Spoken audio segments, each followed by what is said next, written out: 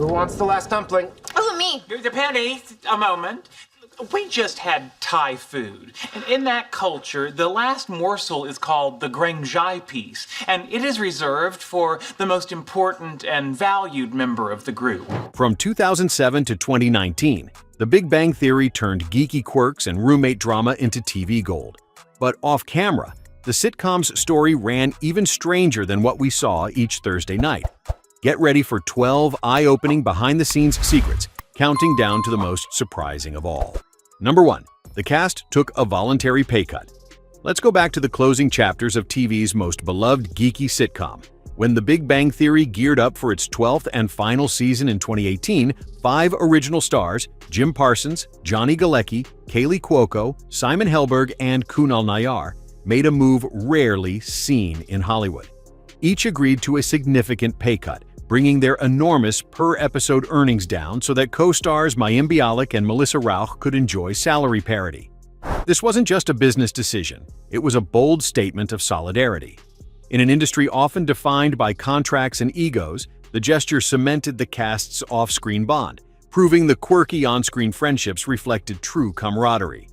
It was a moment that rippled beyond sitcom fans, prompting conversations about fairness and generosity at every level. As the final lines were spoken and Sheldon's Nobel speech rang out, the legacy of this pay cut lingered, etched in TV history as a sign that sometimes the best ensemble really does act as one. The laughter may have faded, but those big-hearted actions left a lasting echo for the next chapter. Number 2. The theme song was written in one day. Picture this: a sold-out concert, a chance encounter, and a dash of creative magic. That's how the Bare Naked Ladies ended up crafting The Big Bang Theory's unforgettable theme song. After Chuck Lorre, the show's co-creator, saw the band perform live in Los Angeles in 2007, he knew he'd found the perfect musical fit. The group, led by Ed Robertson, whipped up the entire catchy tune in less than 24 hours. Its lyrics speed through the history of everything, syncing perfectly with the show's nerdy energy and quick wit. The result? A musical signature that fans immediately embraced, singing along to every word as a kind of comedic rite of passage. Even after the series wrapped in 2019, the theme echoes at trivia nights, road trips, and college dorms. It's a testament to spontaneous genius and how the right song can keep a show pulsing in pop culture memory long after the final episode fades. Let's move on to another quirk from behind the scenes. Number 3. Bazinga was inspired by a prank. Once you hear Sheldon's gleeful Bazinga, it's impossible not to grin. But behind the scenes, this now legendary exclamation began as a lighthearted inside joke among the show's writers. Whenever a harmless prank got pulled in the writers' room, one of them would seal the moment with a zippy Bazinga, signaling the punchline had landed. Jim Parsons, always tuned to laughter's nuances, fell in love with the playful zing of the word. He pushed to make it Sheldon Cooper's calling card, and the phrase first leapt onto screens in Season 2, forever reshaping sitcom catchphrases. Soon, Bazinga wasn't just Sheldon's.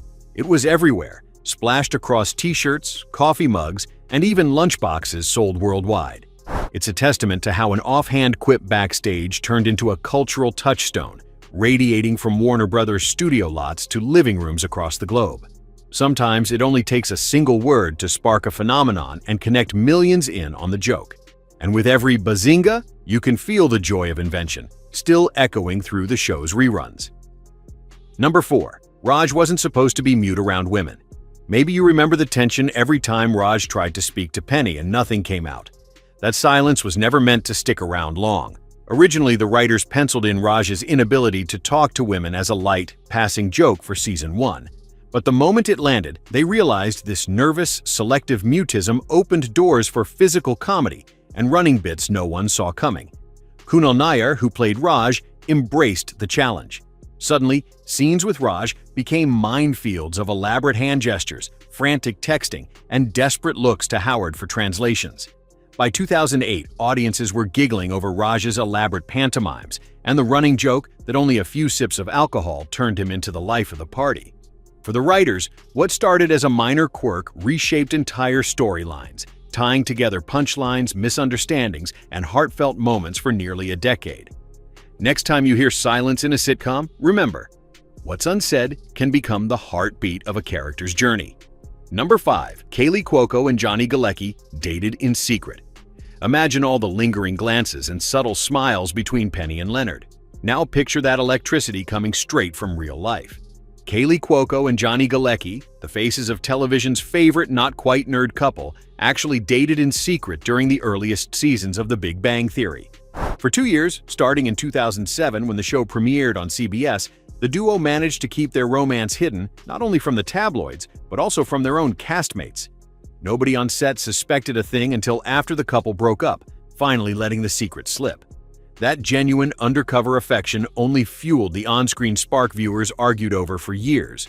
Were Penny and Leonard pretending, or was there something more? For seasons, their chemistry on camera set the internet ablaze. Sometimes what you see on TV really is too good to be fictional. The truth behind closed stage doors gives a new light to every laugh, flirt, and fight before the live audience applause. Let's pause for a second. Did you ever notice on-set chemistry before learning about these secret real-life romances? Who was your favorite Big Bang Theory couple? Drop your thoughts or best. Behind-the-scenes guesses below. Number 6. Sheldon's spot on the couch was deliberately chosen. You could never think of that Pasadena living room without picturing Sheldon perched on his favorite spot. What many fans might not realize is just how much calculation went into that single seat. Jim Parsons didn't just slide onto a cushion. The spot was chosen after he and the production team carefully studied the set during the show's first season in 2007. They mapped angles, line of sight to the TV, even the direction of air drafts and exposure to the room's best lighting. This obsessive attention to detail didn't just suit Sheldon's personality. It elevated the couch into its own quirky landmark. Loyal viewers came to recognize the spot as much as any catchphrase, and arguments about where to sit in the apartment became a running gag throughout all 12 seasons. More than just a love seat, that cushion represented comfort, control, and a little bit of TV history, the ultimate in comfort zone authenticity. As we look deeper into what makes The Big Bang Theory so unforgettable, it's clear that even the smallest decisions were mapped out with equal parts heart and head. Number 7. The Cheesecake Factory set was repurposed. The clatter of plates, warm lighting, and inviting booths of the Cheesecake Factory felt like a real corner of Pasadena, didn't it? But here's a twist. Behind the scenes, Penny's workplace was ingeniously crafted from a recycled set.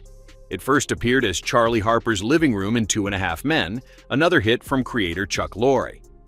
When The Big Bang Theory kicked off on CBS in 2007, the production team faced the crunch of time and money, so they got creative.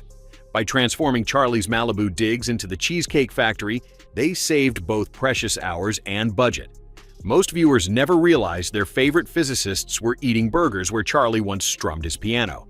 This kind of Hollywood recycling isn't just thrifty.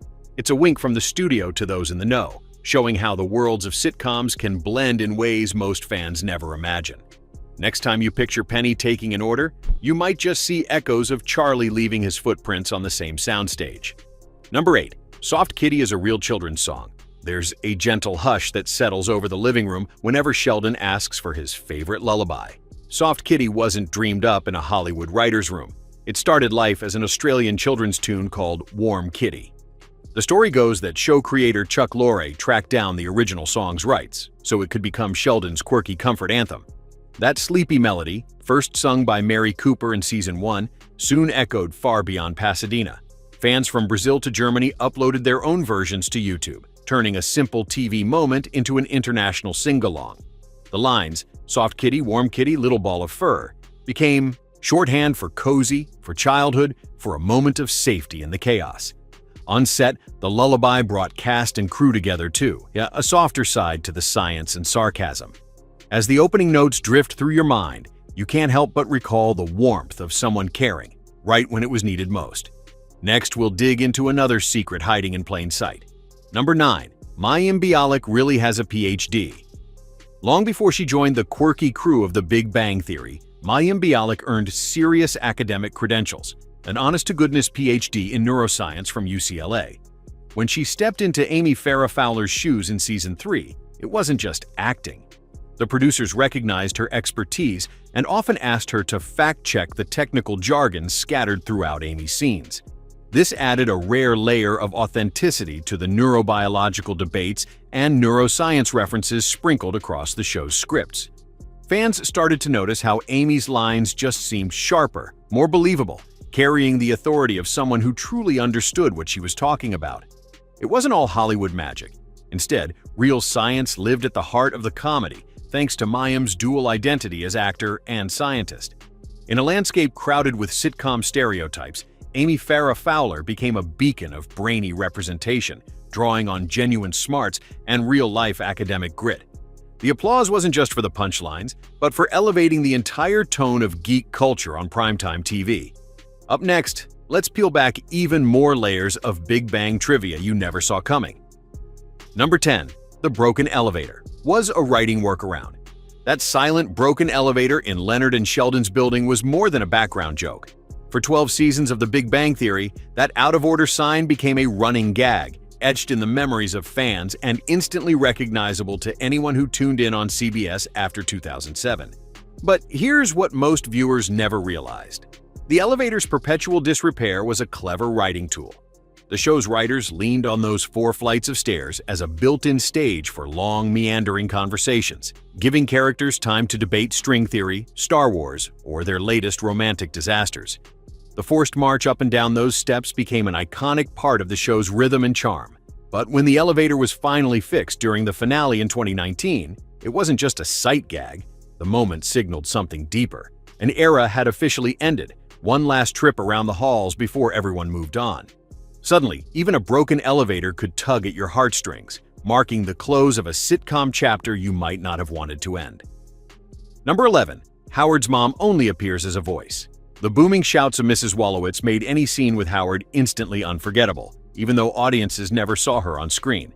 It was Carol Ann Susie's voice, full of Brooklyn bravado and motherly exasperation, belting from offstage or another room, that became one of the show's most beloved running gags. Her absence from the screen was no accident. The writers always believed that keeping Mrs. Wolowitz invisible added a special magic, letting viewers imagine their own version of the domineering matriarch. From the pilot episode, her voice was a showstopper, transforming simple lines into comedy gold. But in 2014, when Carol Ann Susie sadly passed away, the production faced a crossroads. Instead of recasting or showing Mrs. Wolowitz, they honored Susie's legacy by writing her out with tenderness and respect. The character, never seen but always heard, was woven into the DNA of The Big Bang Theory. Even now, just the echo of her bellow, Howard, brings a wave of nostalgia and smiles, reminding us how sometimes what you don't see can be even more powerful. Number 12. Penny's last name was never revealed. It's a little detail most viewers missed at first, but for 12 jam-packed seasons of The Big Bang Theory, Penny was just Penny, never given a last name on screen. While Leonard got Hofstadter and Sheldon got Cooper, Kaley Cuoco's character remained mysterious, forever just the bubbly, aspiring actress from Nebraska. Behind the scenes, writers and producers played this as a private in-joke.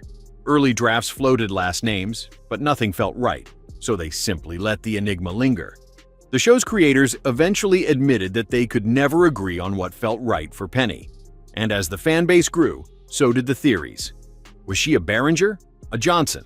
Online debates raged, but producers never caved. Even in the 2019 finale, this enduring mystery stayed intact, a rare loose end in sitcom history.